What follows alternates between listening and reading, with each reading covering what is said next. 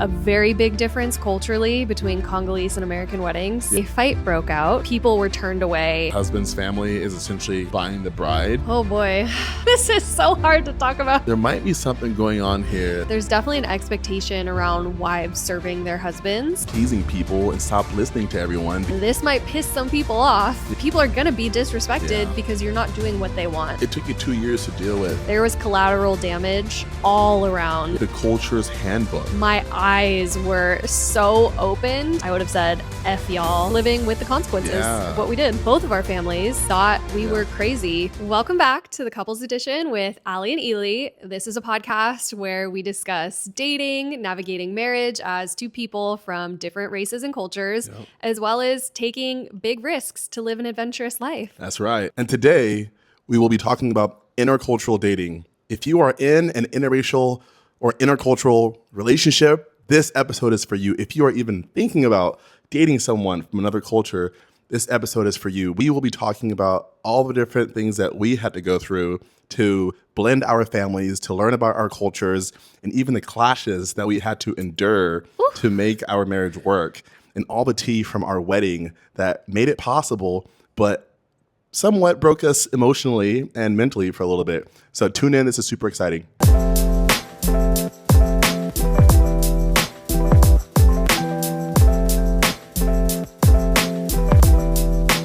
I feel like before we even begin, we have to give a disclaimer. This is obviously a sensitive topic since it does involve our families and our family differences, particularly around our wedding. A little upfront tea is we had so much drama around our wedding that it took me personally a couple years to get over the bitterness. Yeah. So because there was so much turmoil, we're going to be this is the PG version of what happened. We're still going to give a lot of tea, but we're going to leave out some names and be a little bit more vague. And if you are our family and you are directly involved in this, either skip this episode or just know, we're not trying to target anyone or reopen tea. Yeah. We just want to share our lived experience, and hopefully it adds value and color to other people who are thinking about either intercultural or interracial dating and marriage, because it is an undertaking. Exactly. And you should be having these conversations. Exactly. So let's jump in. Yeah. If you're a family, pause this video and kindly press the skip button 3 times. Hopefully you land on some cat videos. Literally. That is much more easier to listen to than this probably. Yeah, we don't want any more drama. We're done. Well, before we dive in, I think it makes sense for us to talk about our cultural backgrounds and set some context about who we are. Who are you? Who did you marry?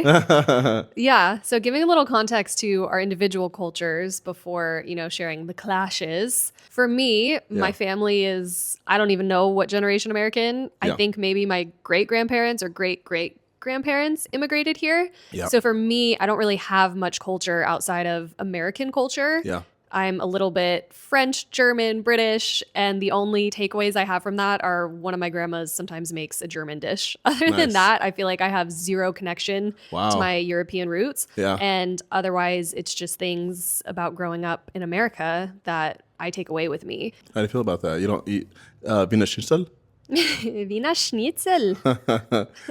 You just eat hot dogs? I don't really feel any sort of way about it. I think America is such a melting pot of culture. So cool. No matter where you came from, it's more of how many generations your family has been here that I think really dictate how much tie you still have to your family's historical culture. Exactly. And so, I do think it's really cool that other people who, especially in a city like San Francisco, in the Bay Area in particular, there's a lot of families here that are first gen, or a lot of kids that are first gen. Yeah. So I have a lot of friends who have a lot more culture in their families from previous countries than I have. And I think it's incredible. And sometimes I am like, man, I kind of wish we had some of that. Yeah. But I think also just from traveling and living in so many countries, when I moved by myself to China, my eyes were so opened because I think it's easy, especially when you grow up in the US, to look at other cultures and kind of think oh, that's weird, or, they don't do it like the Americans do, whatever.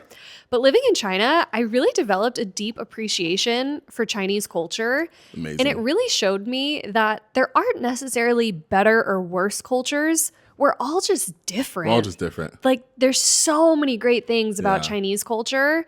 And then there's a lot of things that I'm like, yeah, I kind of like how Americans do it better and vice versa. Sure. So I think that really taught me this appreciation to love and respect other cultures and take what you like from them and not take what you don't like, which I think ties into where this goes. I know. But what about you? Obviously, your journey was different. Yeah, my journey was different. I moved here when I was 6 from the Congo.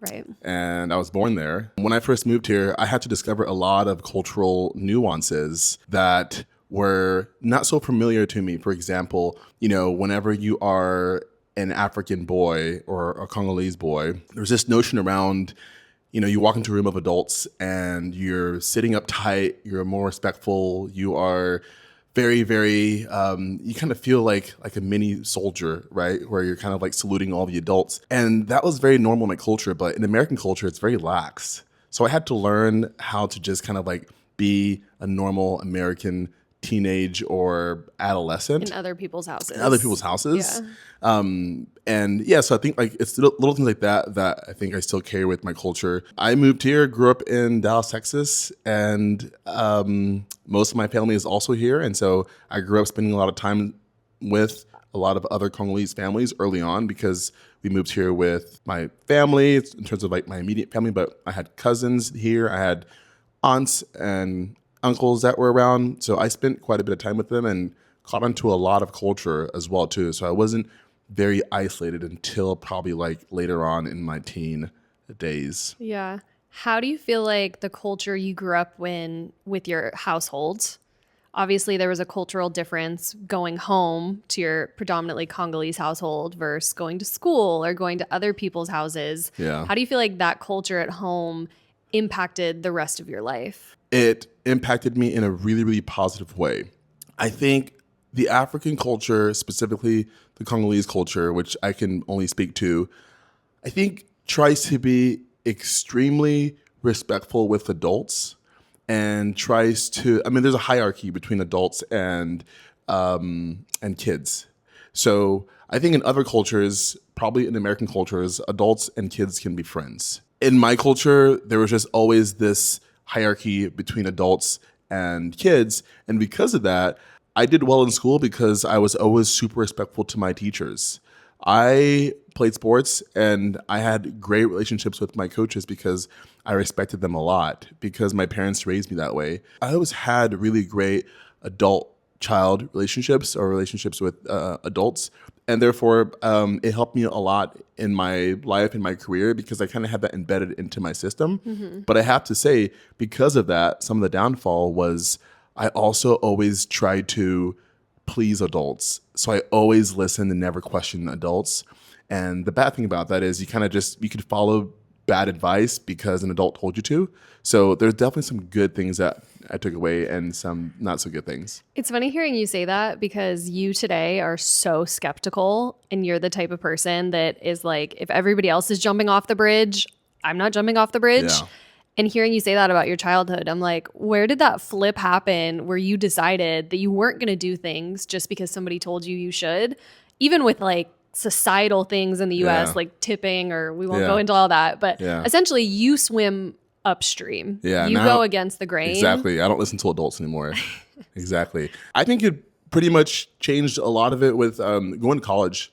I think being in college, you just meet so many different cultures. You meet different types of people.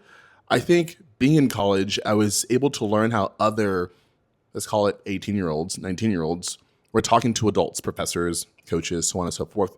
So I think you start to pick up different styles of communicating with adults or just communicating with society. And you start to pick up on things that you want to embed into your system. But I also think that going to college was really awesome because I learned a lot. And by that, I mean, I actually learned a lot of life lessons. Started to understand how to do my own research, to find facts and to find truths for myself versus relying on adults or relying on people. And I started reading a lot. And by reading a lot, I picked up a lot of really unique things about life, society, that kind of made me think, you know what? I don't have to listen to everyone. I don't have to listen to adults. I can create my own truths based off of my experiences and based off of what I read, learn, and understand. And I think that was a big turning point where I kind of like stopped pleasing people and stopped listening to everyone because I kind of found out where to find the facts. How do you think your family now has accepted that about you? I think definitely not so well, but just because of culturally, it's still taboo. Yeah, taboo to kind of go against the grain. It's still taboo to kind of be your own, to have your own conscience in a way. Mm-hmm. And it's still somewhat taboo to be kind of an individualistic, right? And so I would say that, my culture definitely, I don't think is excited about that type of mindset, but I think they've gotten used to it now for sure. I think we should talk about how you live so differently than the rest of your family. And I don't know if it's partially because you're the youngest of 6 kids, you spent the least amount of time in Congo before you moved, or if it's just your personality to be such an individualist and always challenge things that made you so different. Because I think for me, it was shocking to go to the rest of your family. I think I've been to all of your family's houses except your parents in East Congo and then your brother. Mm-hmm. I've been to all of your sister's houses, all 4. And they all do things very similarly. Yeah, like what? And you don't do any of those things. So I think some of the things I noticed were all your family doesn't use the dishwasher to wash dishes. They use the dishwasher to dry dishes. Yeah. Every single one of their houses that I feel like when I've walked in, they've had Congolese music playing on the TV. There's always music playing. Yeah. They all, and this might be because it's the girls' houses, this next point, but there's always food available, like pre-cooked food either in the fridge or currently cooking.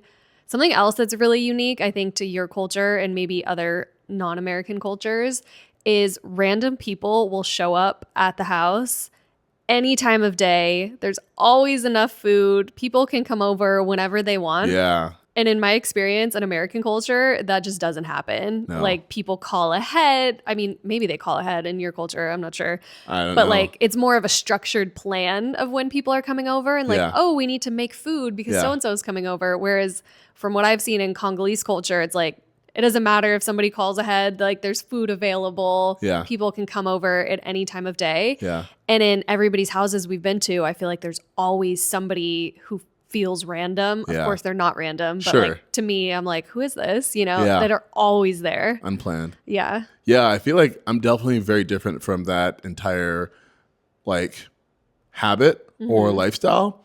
Like if you want to visit me, text me, call me 24 hours in advance. At least. And there won't be food in the fridge. There won't be food in the fridge. There might be food in the fridge for the day. That's it. And that's for me. And it's like our meal prep. It's not to share. Exactly. Yeah, it's not definitely for guests. It's not prepared for guests. Yeah.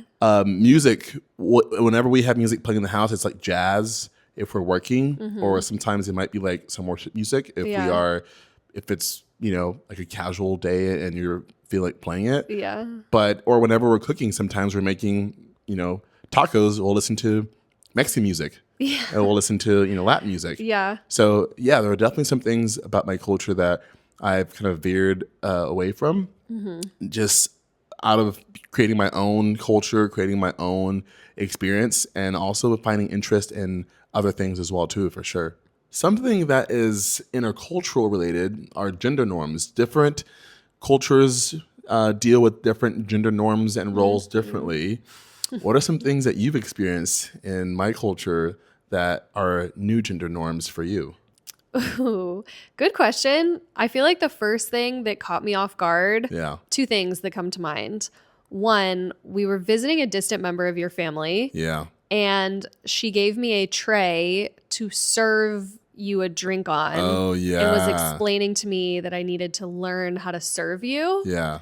And I think we had kind of talked about this a little bit before, so I understood what she was doing. Yeah. But I was kind of like, he can come get his drink. Yeah. He can come get his own drink. There's definitely an expectation. And we weren't even married yet. No, yeah. There's definitely an expectation around wives serving their husbands. And like that honestly was a little weird to me because it literally, I couldn't just carry you a drink. She wanted me to put it on like this platter to bring it to you. I like that. We should bring that back. And then I think we went to one of your sister's houses and there was a lot of family over. It wasn't the one house we were visiting. There were other people there. Your mom was there.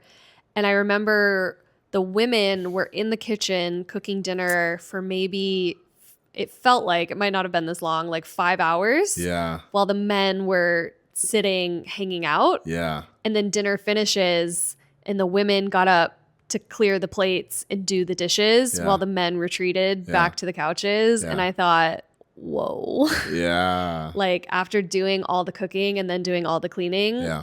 I don't know how normal that is on everyday life as opposed to like hosting people. Sure. But that did definitely catch me off guard and it made me nervous to be in that environment again because I was so tired by the end of the day. Yeah. So the thought of doing it again another day, I was like, oh God. I know. Whew. Yeah, it's definitely more hosting than day to day. I think if you spent day to day life with folks in my culture, then I think like the husband's grabbing his own Coke and the husband is washing his own dishes or even helping with dishes. But I think when it comes to hosting people and setting up that atmosphere, it always reminds me of like what, an African villager's hosting or party would have been like, right? You've got women cooking with this massive pot and they're stirring it and they're getting things ready. And the guys are kind of hanging out. They did all the hunting. They got back all the game. And then the women are serving it, right? And then they're all having a good time. And then the women also clean up because they probably know where all that stuff goes. Yeah. And I imagine that culture has just stuck around.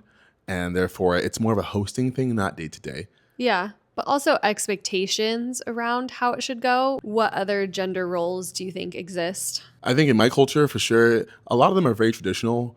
Like men are the providers. They are the breadwinners. Men kind of like manage the money per se. And women do the house making, kid raising, while the husband still does like the disciplinary things. And women are more of like a support role. And again, that works for that culture. But I think more modern, like Congolese marriages, you'll find both women are working. And again, my mom was... Both spouses are working. Exactly, yeah. Both spouses are working. And my mom was a professional. My dad was also a professional when they were living back home. So they have their own careers. But I think they still keep on to the traditional mindset around, men being the breadwinners and the money managers, and the wives are the homemakers, kid raisers, and some of those different things. How have you seen that happen, or how have you seen that play out in our marriage? Our marriage is entirely different. Isn't it? Yeah. Like we talked about last week, us both quitting our jobs. Yeah. There's been moments where I've said, should I go back to a formal 9 to 5? Yeah. And you've told me absolutely not. Not because you want me to be some stay-at-home wife, but because you want me to continue pursuing entrepreneurship and not give up per se. Yeah. And I want you to work. You've made it clear from the beginning that you don't want a housewife. Of course not. Which is awesome because I don't want to be a housewife. Yeah. I want my own career and my own passions and all the things. No shade to housewives. That's just, that's not where we are. And so we couldn't be any different. Or even in one of your family members' homes, the husband once made a comment, like he said something about like, this is my house. I forgot how he said it, but it just made me think like, oh, it's not your house. It's like, is both of them. Yeah. It felt like he was saying it was his house. Yeah. And I thought, oh, that's very different from how you and I see things. Yeah. Even with cooking and cleaning and all the things. We both cook and clean. We don't really have quote unquote gender roles in our marriage. And you manage most of our budget. Yeah, I manage the money. 180 from how like my family would have done it, I think, or most traditional households would have done it. Yeah, maybe. But I think for us, we don't necessarily have gender roles. We just have things that we've kind of asked the other to do. And I think for us, it's about putting the best person in the right seat. Exactly. I think that it makes it way easier. Gender aside. Yeah. So we don't really follow that at all. Even with cooking and cleaning, like you love cooking. Yeah. And I love doing the meats. So I'll do the meats and you'll do the vegetables. Yeah. You can do the meats as well too, but I love doing the meats. Yeah. And that just works for us. I don't think there's that many, if any, norms from your culture that we live by. Yeah. Or even necessarily norms in American culture. I mean, last week we shared all the ways that we swim upstream. Yeah. We're definitely people that go against the grain and aren't trying to live life like everybody else or like the Joneses we were talking about last week.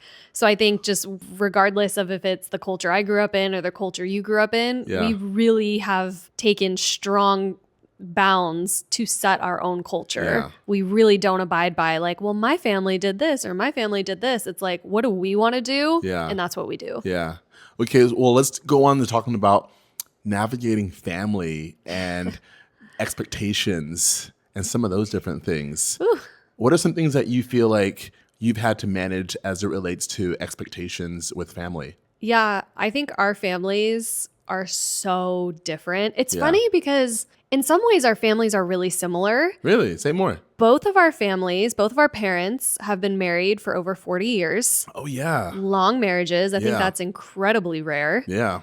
They're both of faith households. Very full of faith. Both of our families are Christian. We were both raised going to church. Yeah. Your dad was a pastor for a bit. And your dad was in ministry as well, too? Yeah, like, so I think our parents have a lot in common, even though they've lived such different lives and obviously have different cultural expectations. Yeah. So in some ways there are similarities, and then in other ways we're very different. Yeah. I grew up in a household that was extremely honest and open. Like we joke now with some of our friends. I'm definitely probably the most vulgar in terms of nothing makes me uncomfortable. Yeah. Like we were with friends recently and I might joke about like farting or, you know, something. I can't even say it now because I feel like it's going to offend somebody. I know. But you know, I'm definitely the friend you go to talk about literally anything. Nothing is off limits for me. Yeah. And I definitely grew up in a household that was like that thought farting was funny and genuinely would talk about anything. Your bodily fluids.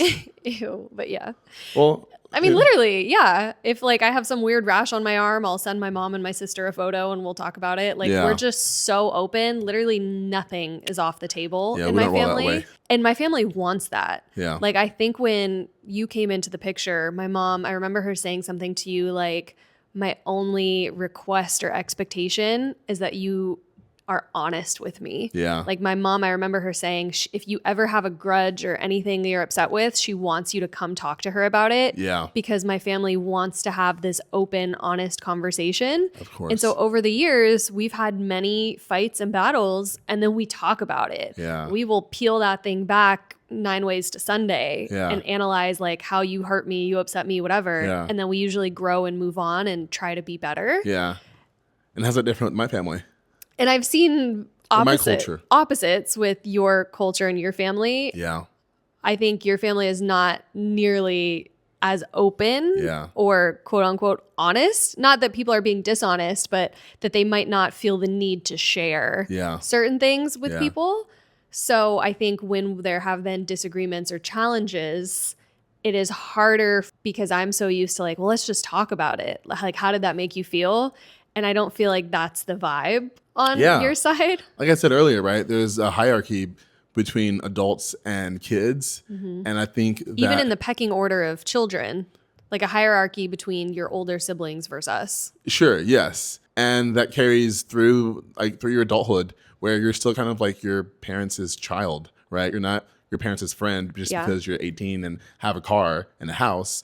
But I think what that also means is I don't think that my culture invites a lot of hyper open conversations and hyper open dialogue around certain things. Yeah. Just because I think there's that distance that is kept between different people of different ages per se, or just different levels and tiers in the family. Yeah. And I don't know where that comes from, and I don't know why that is, but I think it's built on respect. I think your culture has a lot more respect for elders, which is why the hierarchy is in place, and which is why you might not go to your mom and be like, I have this grievance with you. Yeah. Whereas like I would go to my mom and, complain. Yeah. I don't think that's as common or acceptable. Yeah, exactly. Culture. If I ever had an issue with, I think now I'm definitely more open. Now I feel I'm open because I want to make sure that my feelings are heard, or at least I'm expressed, or I express my emotions and feelings and how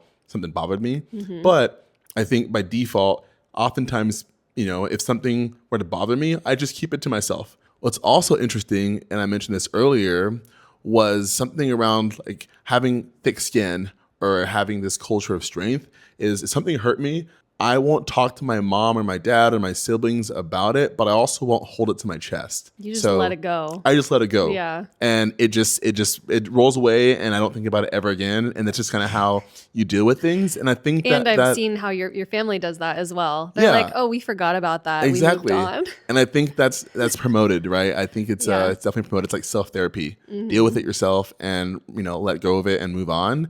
And I think in some ways that is somewhat healthy, but it could also cause some tension with someone that's not used to it, such as yourself. Or doesn't see that as healthy. Or doesn't see that as healthy. So how have you had to navigate those types of things? I think, especially as we get into the next topic on our wedding, we have had drama. And for me, it was really surprising. Like, oh, we're not going to talk about it. We're just going to keep it moving. I think for me, because of how I grew up, where if we had drama, we're talking about it and it's probably going to be ugly, but we're going to move forward through discussing it. Yeah. So when we had drama with your family, I was kind of waiting for like, where's the conversation so we can all talk about it and voice our opinions. Where's the kumbaya? Kind of, for us to be able to move forward. Yeah. And that didn't happen. It was more so like, oh, we dealt with it ourselves, forgave, forgot, and now we're moving forward without ever talking about it. And for me, I'm like, well, wait, I'm still holding on to this because we haven't talked about it. Exactly. So it's definitely been something. And even I also kind of forgotten about it as well, too. And so you had to deal with me kind of having no emotions towards it. Yeah. While you were still kind of, sulking deep in it. In the feels about it. Yeah. Yeah. And I think that's been something hard for me. But I will say, and this is jumping ahead a little bit, but I will say like we've kind of told both of our families, this is how we're living our life, whether it's dealing with conflict or whatever. And like you guys can kind of either be on board or not, because this is who we are. This is how we're choosing to live life. And if you want to be in our life, then you kind of just have to accept it.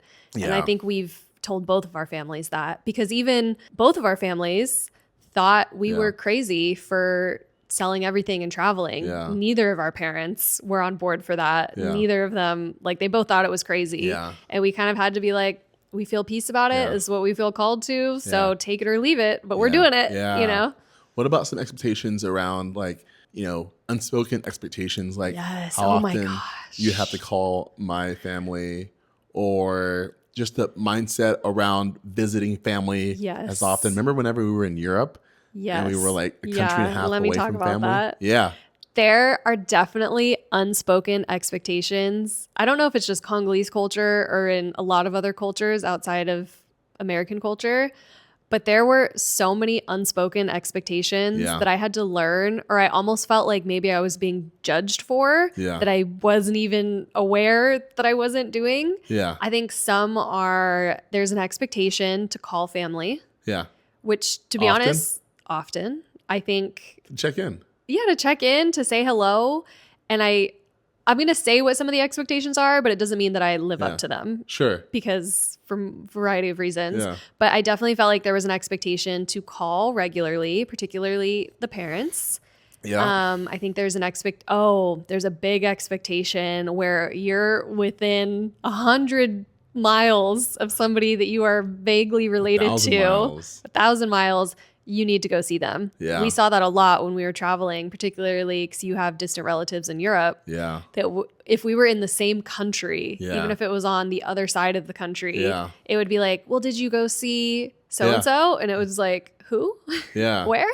Yeah. They're like 2 countries away. Mm-hmm. But because you're in Europe, people assume, oh, yeah, you can just like take a taxi from Germany to France. Yeah. And I think even as we transition into the hot topic of today, that comes up a lot because in your culture, there's such a respect for relatives, blood, and even just people that are close, that are like relatives, that there's an expectation that not only do you see them if you're near them, but that they're invited to big things. Yeah. And I think a way that really rubs you and I's lifestyle wrong is that you and I are so relational that we do life with people who share similar visions, who are growth minded, who are, you know, running in similar directions that we're running, pursuing big things. Yeah. And we don't really do life with people just because we're related or whatever. Yeah. And it also needs to be mutual, right? Yes. If I am expressing interest in you, it has to be reciprocated. Yeah. And I would like to feel that you are also interested in me. Exactly. Yeah. And so when it comes to like this respect thing for relatives, it's like, okay, but I don't know you. I might have met you before, but we're not doing life together. You know nothing about me. I know nothing about you. So this expectation that I would go out of my way to visit you, to like honor you, even though there's no relationship there. Yeah. For you and I, we're such relational people. Very relational. That if there isn't relationship there, we're like, well, what's the point? Yeah. Like, why would we I'll see you once every 4 years? Exactly. You know, it's just, it's not a priority for us. And I think that we've seen that rubs your culture very much the wrong way, and that it should be, they think, your culture, that it should be a priority for us, even though we disagree. All right. It is now deep dive tea time. Every week we cover some sticky, yummy, or juicy topics that we think are worth sharing, that can provide value to other people and their experiences, because they're from our experiences and our stories. So today we will talk about how our interculturalness impacted our wedding season, which is a big one. I want to hear from your experience and from your lens. What about our cultural differences that created clashes in our wedding period? Oh boy. I think first we have to talk about the big difference between American culture mindset towards a wedding versus Congolese culture towards a wedding. Yeah. So something I had never thought about growing up in America was that, you know, all these different cultures have different perspectives on weddings. Yeah. It seems like it's much more common in other cultures for weddings to be about the family. Yeah. Whereas in the US, in an American culture, the weddings are about the couple. Yeah, the individuals. Yeah. So that alone, because we were trying to have a blend for our wedding, it was really important to us to have a more 50-50 representation, not just of the two different cultures, but also really targeted towards who you and I are and what we wanted in the day, which definitely was an American mindset approach that we took. Yeah. And of course, since your family sees weddings differently, you know, that caused us... This is so hard to talk about, you guys. Because there were cultural differences there, it caused a lot of drama. Yeah. And I'll pass it off. What do you think? Well, here, we'll talk about some things that we tried doing to blend cultures. Yeah. I think some things were, one, the food. We tried to having a blend of food in our culture. Food in our wedding. Kind of, yeah. Sure, but we had a Congolese caterer. Yeah, but the menu was predominantly Congolese, and we added in a couple. Sure, it might have been like maybe 60-40. I think it was higher. Oh yeah, 70-30. I think if you asked any of our American friends that were at our wedding what type of food they ate, without fail, 100% would say it was a Congolese dinner. Fair. Okay, I think in the music was pretty split. Yeah, I think. During the dancing portion, yeah. Sure. Well, just, call it the entire time. Let's just, summarizing the whole wedding weekend. We had no Congolese music like during the ceremony or anything. Yeah. Fine. But I'd say like we had some African music in there, some Afro in the beats. reception. Yeah. Yeah. Yeah, exactly. Yeah. Oh, you know what? I think we also tried, just like with the invite list, I think we tried to make sure that we had our friends there, which was a good blend. Friends and also some, a lot of family, obviously. Yeah. But at least for me on my side, I wanted to make sure that I had a lot of friends who I had spent time with daily or who were in my life actively that were able to make it to the wedding. Which is countercultural to your culture. Sure, yeah. You should have chosen more distant relatives over your friends. Ideally, yes. Yeah. Based on kind of the cultural rules. I think that we found other ways to, have a blend of our culture. cultures. From our perspective. Yeah, exactly. From our perspective, just you and I, yeah, we attempted to blend what was important to us about both of our cultures. So even before the main event wedding in Congolese culture, there's such a thing called a dot. Yeah. I mean, which is... You explain this. Traditionally, it's where both families get together and the husband's family is essentially kind of, buying the bride. Yeah. Or making a trade for the bride. Mm-hmm. And there's obviously so much nuance that I won't go to in this episode, but that's essentially kind of what's happening. Yeah, so we wanted that. Yeah. Obviously the family wanted it, but we wanted it too. Really cool aspect, our different families, we have different fabrics, everybody gets outfits. We invited our wedding party, so they all got outfits as well. Yeah. And we tried to use that also as a rehearsal dinner, which is an American thing, but not a Congolese thing. Because I think when we were trying to explain rehearsal dinner to your family, they were like, what is this? Yeah. And essentially, the main thing I wanted from a rehearsal dinner was our close friends to give speeches the way you do at an American rehearsal dinner. Yeah. So that was really the only thing that we took from that we added to the Congolese dot. Yeah. That was kind of, you guys, I'm not even going to cut this out. I just think this is so raw and so real that this is really hard for me to talk about and be neutral. Yeah. Because so much happened. So if it looks like I'm sweating or struggling, it's because I am. With the dot, we, there was a lot of back and forth on how to go about that. I think we finally found compromise that we did it at a family's house. Yeah. We tried to narrow down to a very small guest list. Yeah. And I think that was really I'm stuttering. That was really a point where some of the drama started. Yeah. Actually, even before that, speaking of guest lists, when we first got engaged and we started planning the wedding, the first sign of cultural difference came with the guest list. Yeah, designing a guest list. Yes, because we wanted a relatively small wedding, largely because we paid for most of it, and also because we only wanted people there that we were close to. Yeah. We did not care about having strangers there. Yeah. Strangers in the sense that we didn't have close relationship. Or anyone that was 2-3 degrees in connection from us. So that was where I think the cultural clashing started. Yeah. And I'll hand it back to you. Yeah, I think that was definitely one big area. I think secondly, the big clash that occurred was during our rehearsal dinner when we started to notice that some individuals that were 3-4 degrees away from us were invited. And more importantly, they just weren't on the list. Yeah. And I think that's when we recognized that, okay, there might be something going on here that we weren't informed of that also weren't a part of our wishes, but it's kind of being forced upon us. When I really noticed that something was off, because to be honest, I didn't notice during the dot how many things weren't part of the plan. Yeah. It wasn't until we went home that night, you and I both had separate Airbnbs with our wedding parties. Oh, yeah. You called me. Yeah. And that was the angriest I've ever heard you. Oh, I was You were upset. Furious. Yeah. And you started going down the list of everything that quote unquote went wrong or was unplanned or against our wishes that had happened. And that was when you vented to me, but then you decided to go into action mode and keep it from me. Yeah. What you did next. Well, yeah, of course.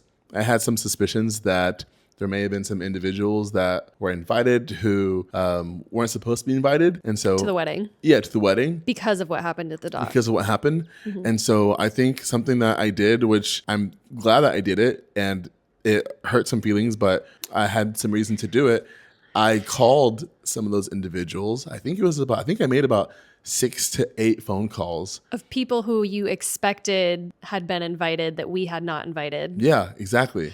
I think on that note, actually, a very big difference culturally between Congolese and American weddings, or maybe African weddings in general, is that at American weddings, there's usually a seating chart. Yeah. So every single person that's invited has a designated seat for them. Yeah. Whereas a lot of times in Congolese weddings, the weddings are so big, there aren't seating charts. There's just a lot of open tables and it's kind of a free-for-all. Yeah. So I think that also caused a lot of chaos with the guest list because I don't know if your side understood the dynamic of that and why it was so important that we couldn't invite extra people, particularly because we were paying per head at the venue and we had a head count cap that would fit in the room. Capacity limit. Yeah. Yeah. Back to my phone calls, I had to call some individuals and I had to kindly uninvite them. Or tell them they weren't invited because technically they hadn't been. Well, I didn't tell them that they weren't invited. I kindly uninvited them. Oh. And I basically said that, hey, I thought we had extra seats and we don't have extra seats anymore. And so therefore there won't be extra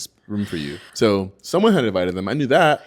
So I had to uninvite them. That way they at least knew that, you know, they were being thought of and they were being considered and they are no longer, again, that was a tough call to make. I'm not, proud of here boasting about turning people down, but I think it was the right thing to do for what was important for us. Yeah. And what else did you do that you didn't tell me? I found out a lot of this after the wedding, like on our honeymoon when we discussed it all. Yeah. What else did you do that I wasn't aware of? I don't think that you were aware that I told our wedding planner to be a bouncer. And our wedding planner is so sweet. She is probably like 5'7", this Nigerian woman who is just like the sweetest, kindest woman. And I told her she had to be 6'7" and have this massive clipboard with our entire guest list and literally turn people down who weren't on the list because we did not have room and capacity. So I didn't tell you about it because I didn't want you to be stressed out about it on your wedding day. So she and I huddled together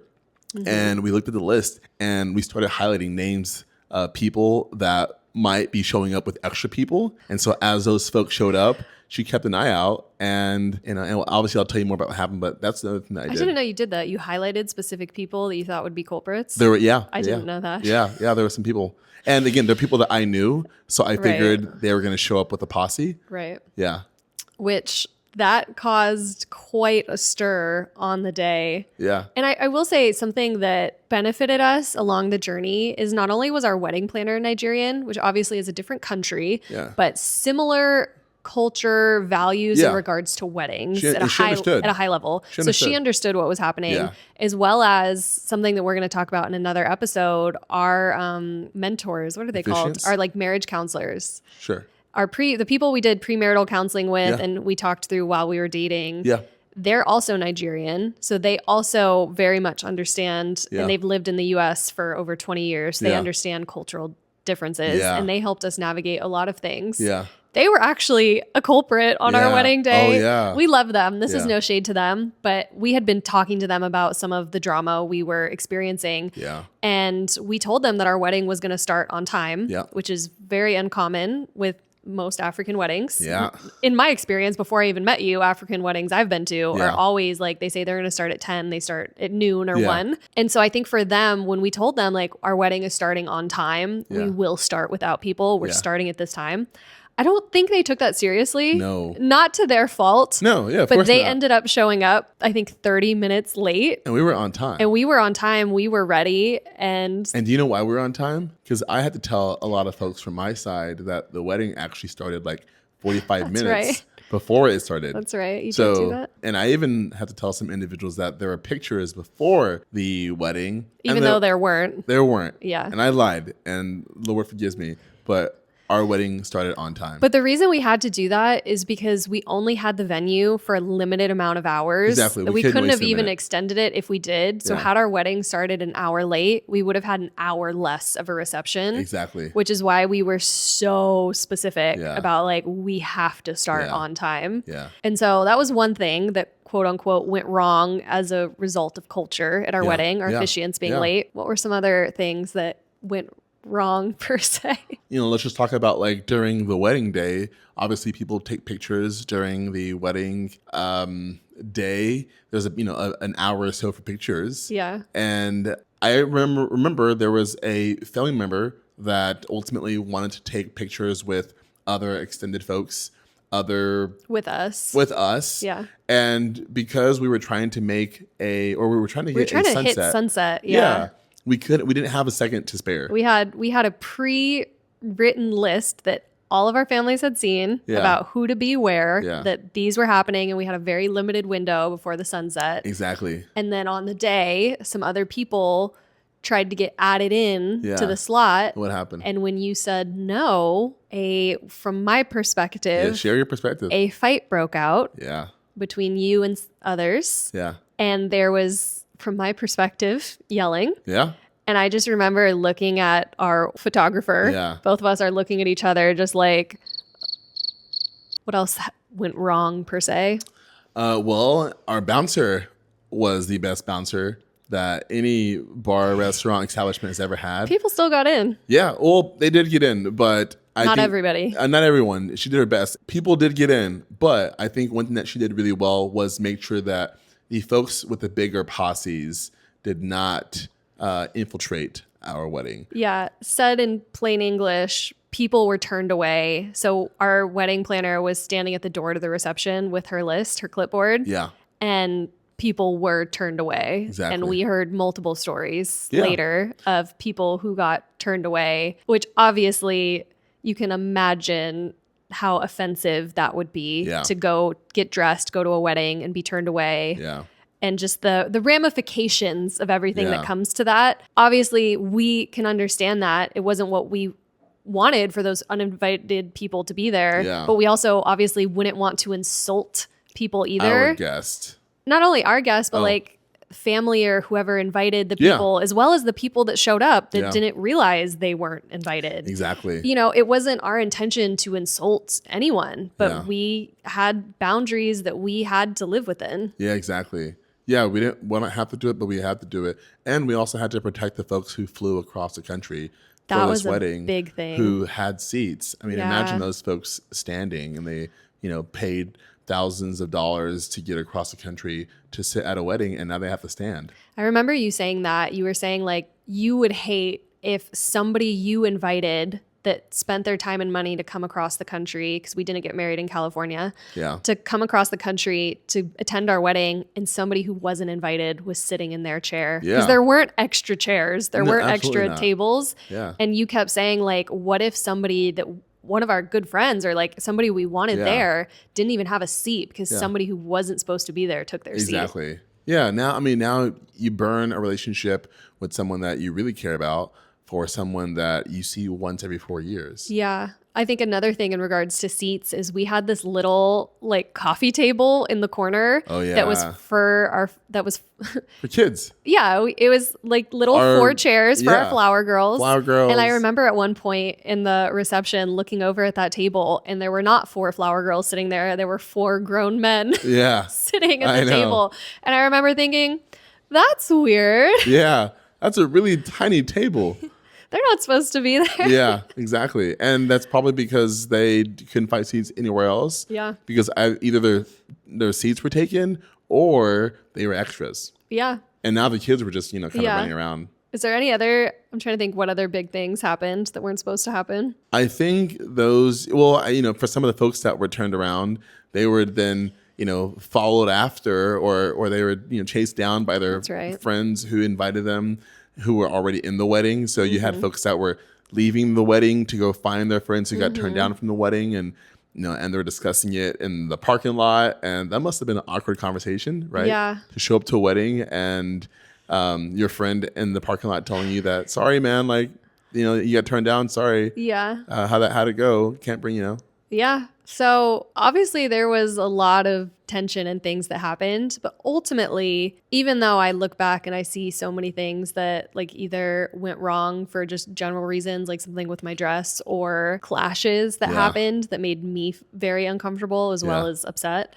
Yeah. I look back and I'm like, we still had a great wedding. It's an amazing wedding. So many of our friends afterwards were like, that's the best wedding we've ever been to. Yeah. Because there were a lot of like fun cultural moments involved. Yeah. I think one of our favorite songs we danced to with the whole crowd was Joanna. And now we look at Joanna. Yeah. And now we look at that as like one of our wedding songs.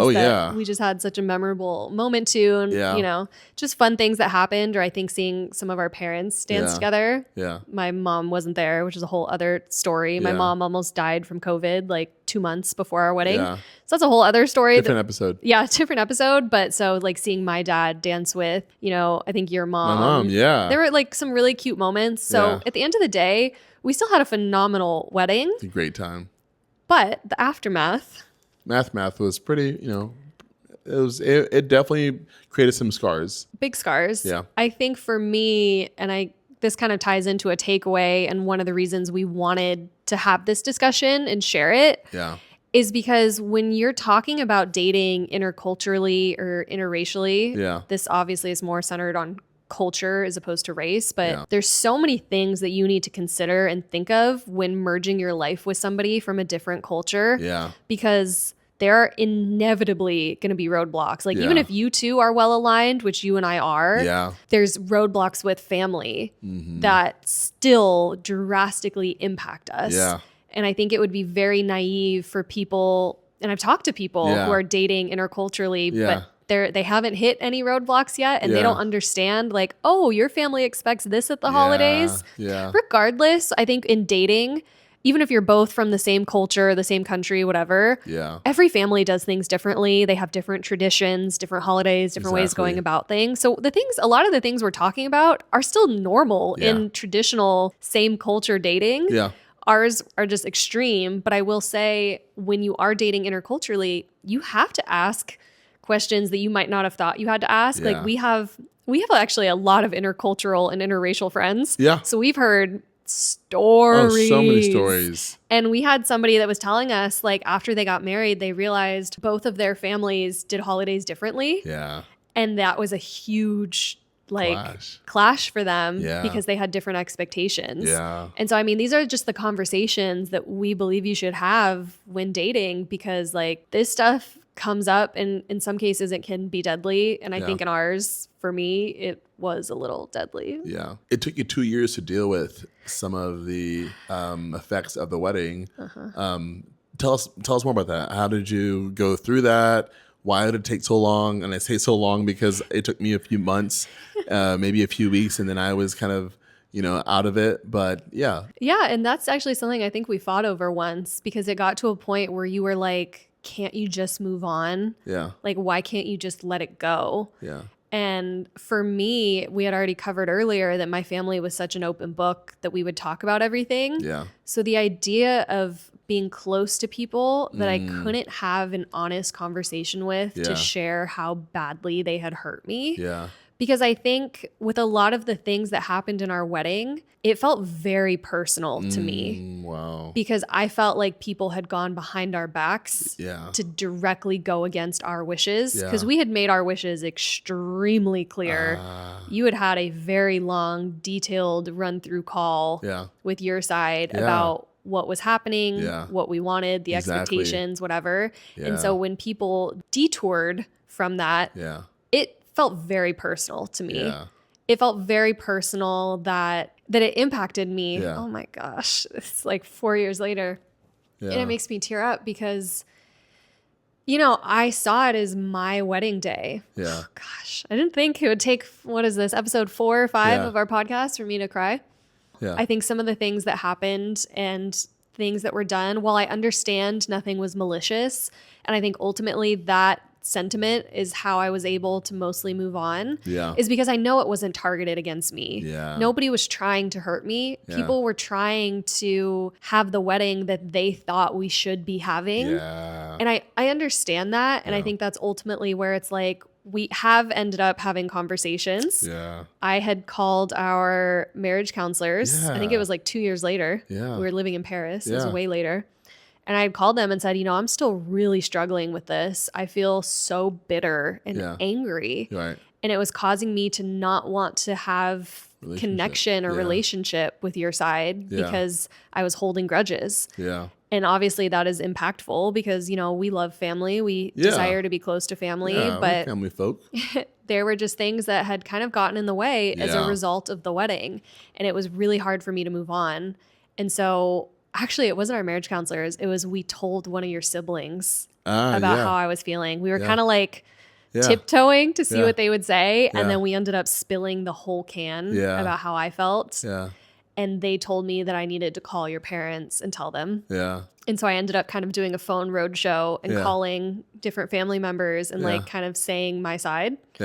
And I honestly, I don't know if I can leave this in the edit because I don't know that was helpful. But I think it did help me realize, like, ultimately at the end of the day, we all on all sides don't see eye to eye. Yeah. The only thing we can do to move forward is agree to disagree and understand that both sides were hurt. Yeah. There was collateral damage all around. Yeah.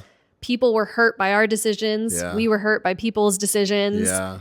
And ultimately, at the end of the day, like, we just have to move forward and recognize that, like, we just don't see the world the same thing. Yeah, exactly. And I think that has, back to what we were talking about earlier about you kind of telling your family that you do things differently. Like, even without me, you had already broken the mold. Yeah. But I think because of our wedding, it even more solidified that we have broken the mold and that we will probably continue to disappoint or possibly offend. Exactly. Because we're not willing to do everything by the book. No way. The way people expect it to be done by the book. Yeah. Yeah. So that's the juicy tea. Obviously, it's still raw. And I think for everybody involved, I know it's so easy to just move on, you know, for others. But for me, it definitely was not easy. And it still obviously impacts me because I look at that like that was our day. Yeah. And a lot of it was in some ways ruined by drama that happened. Yeah. And in retrospect, my takeaways are to anybody else that's, you know, navigating family dynamics in a wedding. Yeah. This might piss some people off. Yeah. But in retrospect, if I could do it all over again, what would you do? I would have said, forget everybody else. Let's do exactly what we want. Yeah. Because there was damage either way. Either way. We might as well have gotten what we want and had damage from that than tried to people please and still have damage. Like, I just felt like there was no way to have a win-win scenario. So in retrospect, I kind of have the mind like, hey, if you're paying for it, do whatever you want. Yeah. Obviously, maybe try. Honor, don't be disrespectful. Yeah, honor, respect. But ultimately, people are going to be disrespected because you're not doing what they want. Yeah. So in retrospect, if we did our wedding all over again, it would have been in California. It would have been exactly what we wanted. It would have been way smaller. And we would have said, like, if you don't want to come, you don't have to come. This is what we're doing. Yeah. And we talked about this a little bit last week. Like, we're kind of at a place where it's like us against the world. You and I are a family, and we have really, there's that quote of like leave and cleave. Yeah. We've really like established our family, our culture, our boundaries. And we are very strong on the stance of like, we know where we're going and what we've been called to. Yeah. You are either on our team or you're not on our team. Either on the bus or off the bus. Yeah. And we're not going to slow down and let you stand in the way of what God's called us to. Yeah. And even as that relates to the wedding, like, again, I know a lot of people are going to disagree with what I'm saying because so many people are much more ingrained in a culture that is centered on respect and honoring, and they will lay down their wishes to honor and respect culture and elders. And I wasn't raised with that. So it's a lot harder for me to come to grips with and understand. Yeah. So I get that this is what I'm saying is probably highly offensive to a lot of people. So this is just my perspective. Sure. If I could do it again, I would have said, F y'all, not to anybody's particular, but everybody else. Yeah. We're doing what we want to do and we'll deal with the damage after, but we're going to have the best wedding ever with no drama. And then we'll deal with the drama later. Yeah. Life's too short. Weddings are too expensive. If you're paying for it, make sure you do it right. What are your thoughts? What are your takeaways? And about even in regards to what I said, what do you think? Yeah, I support it. I think that, again, like looking back, you can't please everyone. You can't make everyone happy. So you might as well be able to like live under your own skin, knowing that you did what you thought was right for you, your spouse. And also, you know, whenever you look back at pictures, you want to make sure that the individuals who matter the most are in those pictures. And when you look back at videos, you want to make sure that it was as vibrant as you wanted it to be and nothing was tarnished. And so I think to fulfill that need, that dream or vision, then you have to, I think, do what you need to do and potentially, potentially disappoint some people. But again, you can't please everyone. Yeah. At the end of the day, had we done what we wanted and people not come as a result, how do you think that would have been a worse outcome? Nope, I don't think so. By worse outcome for me, I still would have been happy. As long as you're happy and I'm happy, then I still would have been happy. So yeah, I think that, you know, as long as we feel like we did the right thing and we're able to walk away knowing, wow, that was an amazing wedding or that was an amazing decision, then to me, that's all that matters. Obviously, I always want to honor and respect your family, my family, our relatives. but definitely can't please everyone. And so I wouldn't want to play that game. Yeah. And I think we played that game for a bit and we still lost, which I think is why I've kind of come to my conclusion of like, why bother? We're going to lose either way, because unless you're willing to do everything 100% like by expectation, you're going to lose. Yeah. I wouldn't say that we lost. I would say that we were still hurt. Which to me, like, is in a way is a loss. Like it certainly wasn't a win-win. Oh, fair. Nobody won in that scenario. Oh, I personally think that we won, because I think that we still, especially with like, our wedding planner being a really great bouncer, I think that we still were able to keep the room from being overfilled. Sure. Keep our guests that traveled from being, uprooted from their seats and standing up, or, little things like that. I think we were still able to control those things.